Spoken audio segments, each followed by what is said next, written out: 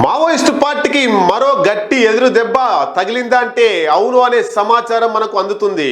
Hidma మృతితో PLGA దళానికి కమాండర్గా ఉన్నటువంటి హిడ్మా అనుచరుడు బర్సే దేవా ఆయన తెలంగాణ పోలీసుల ఎదుట లొంగిపోయినట్టు సమాచారం అందుతుంది. మావోయిస్టు పార్టీకి మరో షాక్ తగిలిందా అంటే అవుననే సంకేతాలు వినిపిస్తున్నాయి. తెలంగాణ పోలీసులకు బర్సే దేవా లొంగిపోయినట్టు మనకు సమాచారం. పోలీసులకు చిక్కిన మావోయిస్ట్ దేవా అంటే పోలీసులకు చిక్కాడా లేదా లొంగిపోవడానికి వచ్చి దొరికిపోయాడా ఏ పూర్తిగా సమాచారం ఏం తెలియడం లేదు.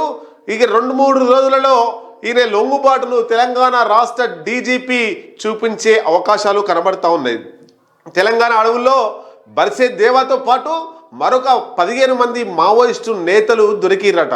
పిఎల్జీఏకు దీంతో శరాఘాతం అంటూ మనం వార్తలు చూడొచ్చు.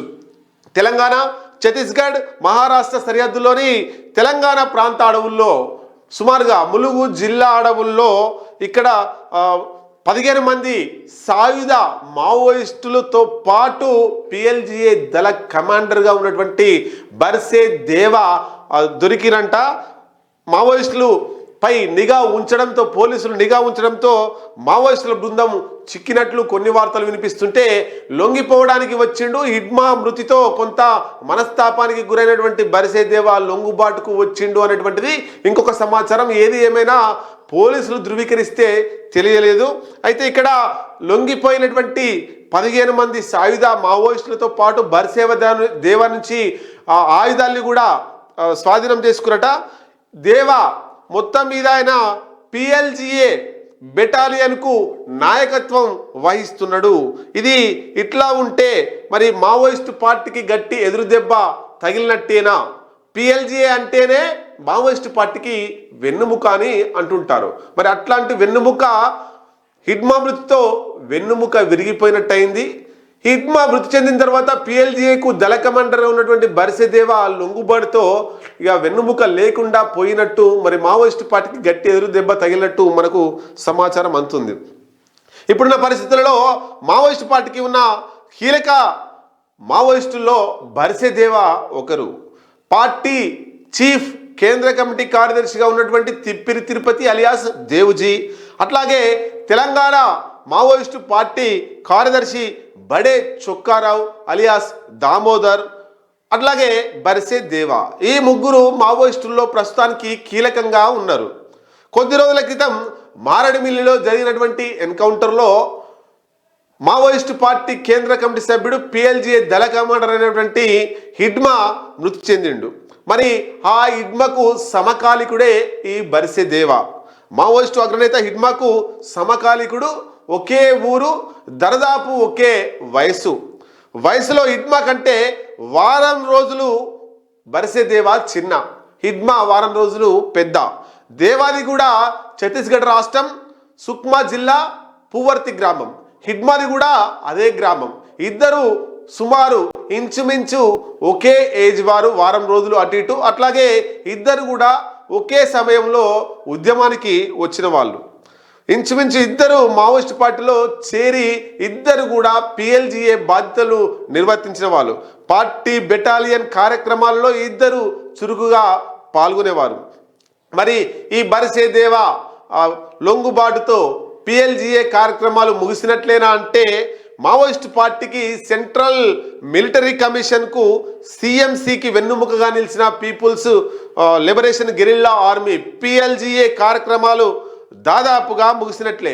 హిడ్మా మృతితో పిఎల్జిఏ మిన్ను విరిగినట్లు అవగా ఈ దేవా చిక్కడంతో అది కనుమరుగైపోయినట్లేనని రాజకీయ విశ్లేషకులు అభిప్రాయపడుతున్నారు.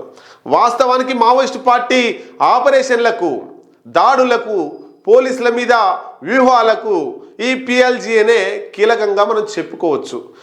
మరి పిఎల్జిఏ ఎట్లా ఏర్పడింది, ఎప్పుడు ఏర్పడింది, ఎందుకు ఏర్పడింది అనేటువంటి సమాచారం ఎవరికి కూడా తెలియదు. ఒకసారి మీ ముందు తీసుకొస్తున్నాం.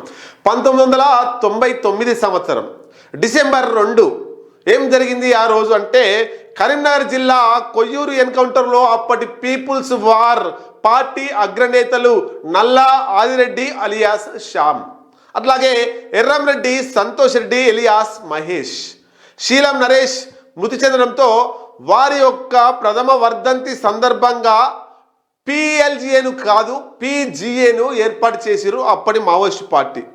2004 సెప్టెంబర్ 21న CPI people's war Maoist communist centre of India ఎంసిసిఐతో కలిసి సిపిఐ మావోయిస్టు పార్టీగా అవతరించిన తర్వాత పిజిఏను పిఎల్జిఏగా రూపాంతరం చెందించిర్రు. అప్పట్లో ఏర్పడగానే 8 బెటాలియన్లు ఉండే. 8 బెటాలియన్లు, 13 ప్లాటూన్లు, సుమారు 10,000 నుంచి 12,000 మంది పిఎల్జిఏ సైన్యంతో అప్పటి పిఎల్జిఏ మావోయిస్ట్ పార్టీ భారీ ఆపరేషన్లు కూడా చేసింది. కాలక్రమేణా పరిస్థితులు అనుకూలించక అస్తిత్వం కోల్పోయి 1-2 బెటాలియన్లకే అది వ్యాపించి ఉన్నది. మరి చివరగా హిడ్మా నేతృత్వంలో మొదటి బెటాలియన్ మాత్రమే ఇప్పటి వరకు మిలిటరీ ఆపరేషన్లకు వెన్నుదన్నుగా నిలిచింది. దాదాపు 2 ఏళ్ల క్రితం బెటాలియన్ కమాండర్గా ఉన్న Hidma Dandakaranya special zonal committee కార్యదర్శిగా బాధ్యతలు స్వీకరించిన అనంతరం బర్సెదేవాకు బెటాలియన్ 1 కమాండర్గా బాధ్యతలు అప్పజెప్పిరట. ఇది బర్సెదేవాకు సంబంధించినటువంటి లొంగుబాటు అంశం. మరి మనం కీలకంగా చూస్తే కేంద్ర హోంశాఖ మంత్రి అమిత్ షా సూచనల మేరకు ఈ ఛత్తీస్గఢ్ రాష్ట్ర హోంశాఖ మంత్రి, ఛత్తీస్గఢ్ రాష్ట్రానికి సంబంధించినటువంటి హోంమంత్రి ఈ ఛత్తీస్గఢ్ రాష్ట్రం సుక్మా జిల్లా పువర్తి గ్రామానికి వెళ్ళి ఇక్కడ బర్సెదేవా తల్లి అట్లాగే హిడ్మా తల్లి మనం చూడొచ్చు. హిడ్మా తల్లి మాడ్వి పుంజీని అట్లాగే బర్సెదేవా తల్లి బర్సే సింగ్వితో మాట్లాడి వాళ్ళతో భోజనం కూడా చేయడం జరిగింది. అంతకుముందుకే హిడ్మా దొరికాడు, హిడ్మాను లొంగుబాటు చూపించాలి అని ఒప్పుకుంటలేడు, తన తల్లితో ఒప్పించాలనే ప్రయత్నంలో ఆ హోంశాఖ మంత్రి అక్కడ కలిసి భోజనం చేసిందనేటువంటి సమాచారం కూడా సోషల్ మీడియాలో చక్కర్లు కొట్టింది. మరి ఇద్దరు మావోయిస్టు పార్టీకి సంబంధించి ఆ కుమారుల లొంగుబాటును కోరానని హోంశాఖ మంత్రి కూడా విజ్ఞప్తి చేసిండు. మావోయిస్టు పార్టీకి హిడ్మా తర్వాత మరో హిడ్మాగా బర్సెదేవా నిలుస్తారనే అంచనాలు కూడా ఉన్నాయి. యుద్ధ శిక్షణ, ఆయుధ శిక్షణ అట్లాగే ఇతర నైపుణ్యాలు వంట పట్టించుకున్నటువంటి దేవా పార్టీ క్యాడర్కు సైతం శిక్షణ ఇస్తున్నాడు అనేది తెలిసేది. మరి ఏపీలో మాడ్వి హిడ్మా ఎన్కౌంటర్ తర్వాత పిఎల్జిఏ బెటాలియన్ నెంబర్ 1 బాధ్యత దేవానే తీసుకున్నాడు. కానీ హిడ్మా ఎన్కౌంటర్తో ఆయన కొంత మానసిక తీవ్ర క్షోభానికి లోనై మనస్తాపానికి చెంది ఒత్తిడికి లోనై ఆయన ఈ లొంగుబాటు నిర్ణయం తీసుకున్నట్టు తెలుస్తున్నది. అందుకే లొంగిపోవాలనే నిర్ణయం దృఢంగా నిశ్చయించుకున్నాడట. ఒడిశా, తెలంగాణ, ఆంధ్రప్రదేశ్, ఛత్తీస్గఢ్ రాష్ట్రాల పోలీసులు ఆయన్ను అరెస్టు చేయడానికి అప్రమత్తంగానే ఉన్నట్టు తెలిసింది. మరి దేవాపై సుమారు 50 లక్షల రివార్డు ఆయన తలపై ఉన్నదట. మావోయిస్టు పార్టీలో ట్రైబల్ నుంచి హిడ్మా తర్వాత పెద్ద ఎత్తున ఎదిగినటువంటి నేత బర్సెదేవా. ఆ స్థాయికి ఎదిగిన మరో కమాండర్ బర్సెదేవా. 2 ఏళ్ల క్రితమే దేవాను హిడ్మా తన బెటాలియన్లోకి తీసుకొని కమాండర్గా ప్రమోషన్ ఇచ్చినట్లు తెలిసింది. హిడ్మా తరహాలోనే దేవా కూడా చాలా ఆపరేషన్లో యాక్టివ్ రోల్ ఉన్నట్లు సమాచారం.